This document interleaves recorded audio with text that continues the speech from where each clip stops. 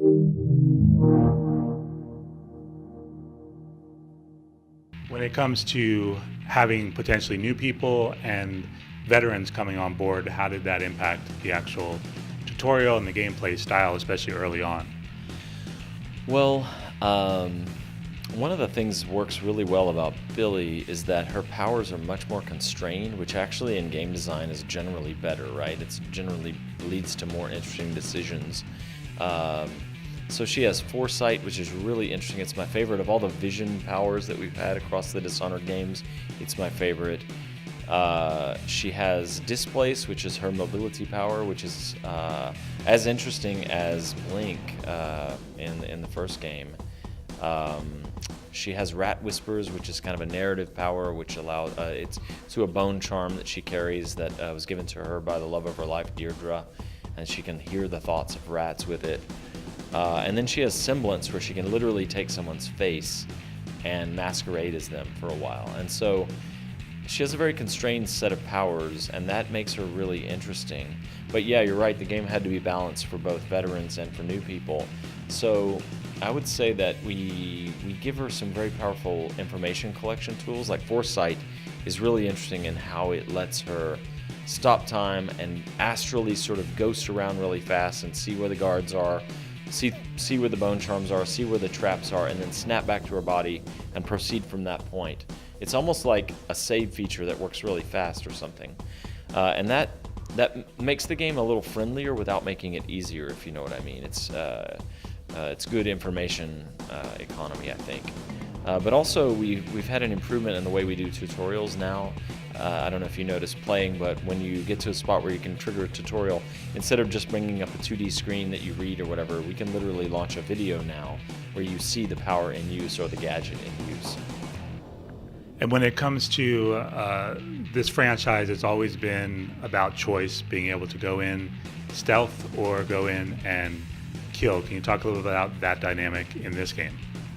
Yeah, for sure. It's always the same in Dishonored. You can either be very violent or you can literally not kill a single person, and the same is true with Billy Lurk. There are a couple of big differences, though, in other areas we're experimenting. First of all, we dropped the chaos system because it felt like Billy is an assassin. That's her training, that's her background. She's not a former bodyguard or an empress on the run. So she's a pure version, like Dowd, she's a pure version of this kind of character. And you can still play very violently or without touching anyone. It's up to you how you play. But we've also added a system called contracts, where through black market shops, there are all these side missions that you would expect a mercenary to be able to undertake. And so you can play around with the contracts as well that are interesting. Two other things worth noting are that her powers are not potion driven. You're not constantly looking for mana potions. Since she's not marked by the outsider, theoretically after the outsider's death, she would still have her powers, right? She draws them from void artifacts. And so her powers recharge over time. In Dishonored 2, she was injured. She lost an eye and an arm in an incident. But Emily Caldwin travels back in time and actually changes that. So the outsider, when he meets Billy, says, "You're a woman broken out of time. Like, you both have these and you don't have these wounds." And so you're kind of like an aberration in that sense. And so he gives her an arm made of void shards, and he gives her an eye that is called the Sliver of the Eye. It's part of an artifact called the Eye of the Dead God. And so she starts with those two, and then she finds the knife that was used originally to sacrifice the outsider. She has an artifact, like I said, or a charm from her childhood by Deirdre. She has these artifacts, and they draw their power from the void itself. So they recharge over time as she's used them instead of being potion-driven.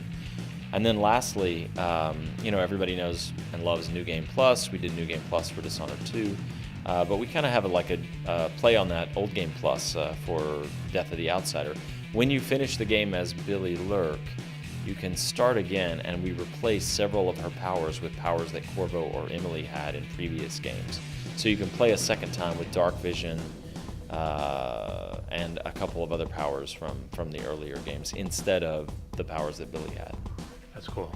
When it comes to so many choices in playing a game like this, how do you personally to go through and enjoy this adventure?